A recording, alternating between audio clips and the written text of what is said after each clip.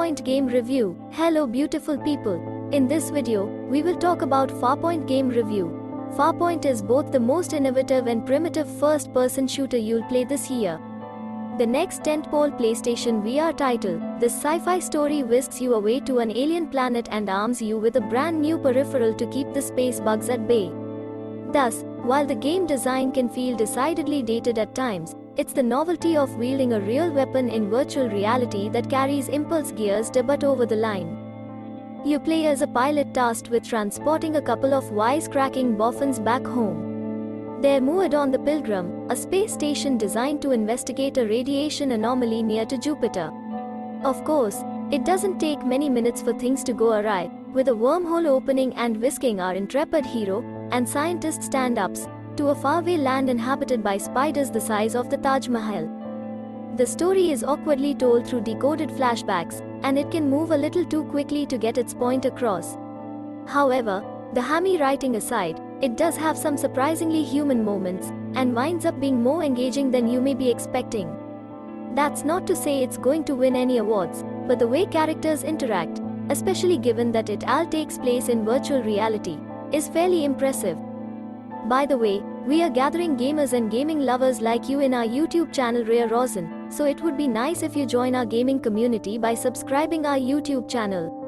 We upload a cool game stuff like gaming reviews, different gameplays, top 10 games compilations etc. And this is probably the best presented PlayStation VR title to date.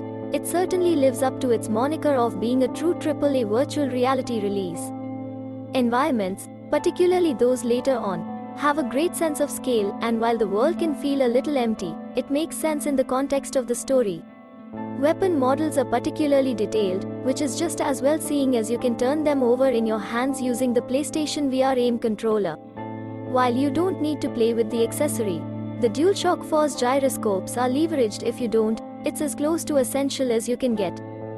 The gun comes with all of the inputs you'd ordinarily expect to find on a PS4 controller, but it maps them in a way that they're all within reach while you handle the plastic weapon like an authentic firearm. This means that you're able to strafe and turn like in any ordinary FPS, but all while you have a physical armament at your fingertips. And despite being impeded by the usual array of PlayStation Move-based issues, you will encounter some drift from time to time, and you obviously can't shoot directly behind you. It works surprisingly well. Aiming down the sights of your futuristic assault rifle merely requires you to look down the barrel of your virtual gun, while blind fire and leaning around cover works pretty intuitively, too. As opposed to learning button presses, you just do what feels natural. This novelty elevates the game beyond its distinctly 90s design, which can grate in the opening hours. The release relies a little too heavily on repeated enemy types, and while it does seriously up the stakes in the latter half of the campaign, you will have to put up with a little tedium early on.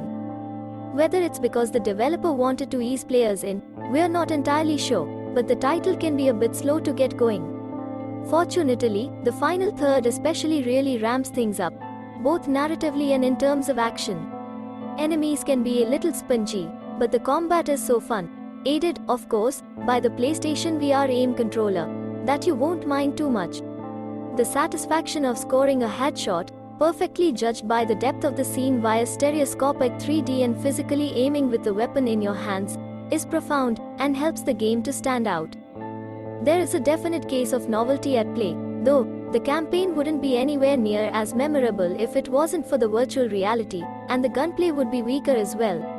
You can sense that there's more that could have been done, too. You have the freedom to move anywhere you like, yet the release never really gives you an incentive to explore, making it feel like you're being funneled through the environments anyway.